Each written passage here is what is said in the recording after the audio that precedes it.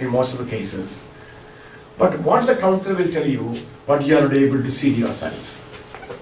You know, your abilities or, you know, the problem, you know.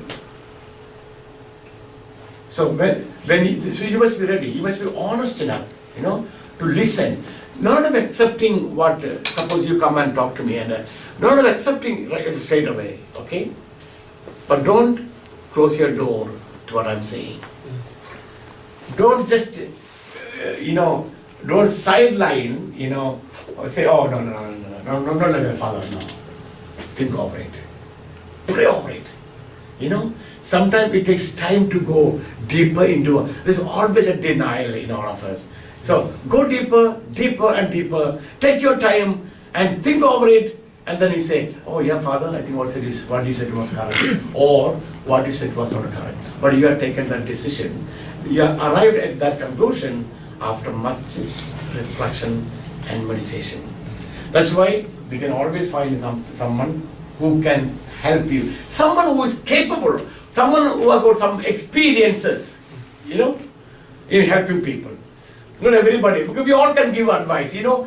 Actually, really a trained, you know, therapist will never give you advice. Advice is the cheapest thing that's available in the market, right? It's very cheap, you know. With a few cents, you can get tons of advice. You know? No, a counselor will never. He's not advice giver in the first place. You know, he will help you to make your own choices, your own decisions, to help you to arrive at your life. And then you get that, oh wow, see? Last week, 2 weeks ago, I was in Lourdes, okay? I came back from Lourdes on the 8th of May 8th. And there I met a lady from Belmont, you know. She's a Catholic and she has got a child, 7-year-old child with what you call during the delivery, oxygen was not sufficient. Something so the child, the girl, you know, Malia, what's the word? Yeah, cerebral palsy. Yeah. So this girl is not able to walk, you know, the muscles are all not growing and all. Anyway, so she was talking to me. Since I knew she was, since she knew I was an Indian, so she told me about an Indian lady who was married, who has got a child, not as bad as this girl. She can talk, she can walk, she can run in all kinds of things, but the mentally she's not very fully developed. So this lady coming from Hindu background, you know, you don't know what it means, Hindu background, you don't at all. You can never imagine. Hindu background means, you know, when this lady told me, you know, Father, she is terrible, she wants to commit suicide, I know immediately what is wrong. So I said, yeah, I know what you're talking about. Because I'm an Indian and I know what it means to have a child like that, you know. You know, suppose a child is born like that to a Hindu woman. You know, the mother-in-laws are terrible. Oh, I tell you, they're terrible. They will blame that woman for all that happening.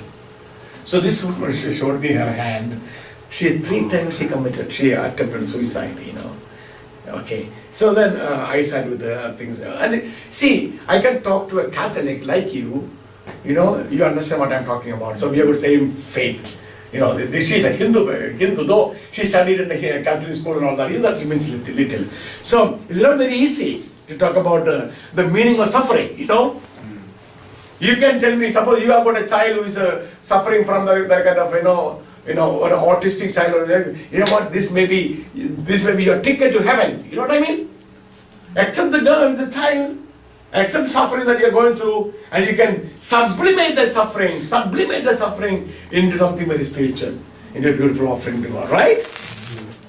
You can make that suffering the way of your life, to sanctify your life. But how to explain to a Hindu girl, woman, about, you know, suffering is very good. What? Suffering is good? Nonsense, she will shoot me, you know? Yeah.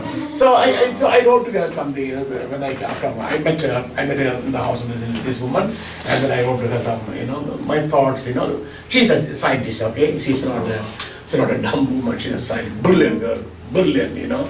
And her husband is also very brilliant. So I wrote to her something, and she took 3-4 days to respond to me, and then she said, you know, don't think that I don't respond to you if I don't want to respond, but I was thinking over it, what you told me. 15 times I read your letter, going over and over again, trying to discern what you're telling me, trying to understand what you're telling me. And now she says, now you have opened my eyes to see things that I never saw before. I was so, bottled up in one way, why the horses have got the, what do you call that thing? Blinders, yeah. Huh? Blinders. Blinders, There's another word for that, what is it? It's blinders, yeah. Okay, so blinders, why? So the horse will see only like this, right? Yeah. So it will go straight, see? But there are so many things, the horse doesn't see. We can also go like that, we can go like that, you see? We don't see, we can live in a small little world, blissfully ignorant of what is happening around us. Okay? So, discernment is to open our perception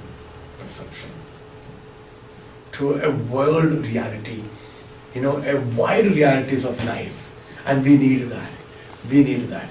Okay, how much time do I have? You can just tell me, anytime shut me up, you can do that, okay? All right, okay? Now, one thing I want to add here, it's very important for you to have a very positive perception of yourself. See, I have mentioned this on a it's such an important factor. How do you see yourself? Do you need someone to tell you all the time, oh, you are a good girl, you are smart? We need that, we needed that, But we need to grow out of that, There are two kinds of motivation, external motivation. When you are small, I'm sure your parents told you, if you get all straight A's, I would give you a cell phone. Or I don't know what. Maybe a new pair of shoes, you see. And that made a lot of difference in our life at that point in time. We would fight, we work very hard in order to get a pair of new shoes. Because my mom has told me, if I get all straight A's, external motivation. But we need to stop as you grow older. We don't need external motivation anymore. You need to have self-motivated. And that can happen only if you love yourself. If you love yourself, when I say if I love yourself, what I'm talking about, if you accept yourself. If you accept yourself. If you accept yourself totally, completely as you are. Now what are you? Each one of us. What are we? We are physical, right? We are intellectual, emotional, see, mental, all computers. They are put in three categories: physical, intellectual, and emotional. See? Now we need to accept all these three aspects actually.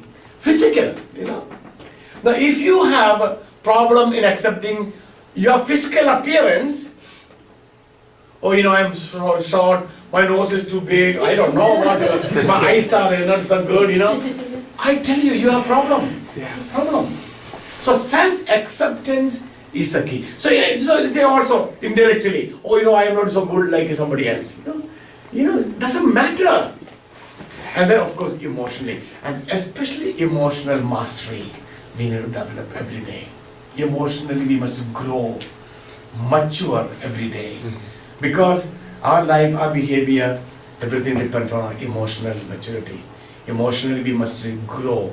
So when I am emotional, if I am emotionally grown and I'm growing and I accept myself happily, 100%, without any condition, I accept myself totally. This is the way God has made me, I accept myself, then you will see your discernment will become easier. You are nobody to please, my dear friends.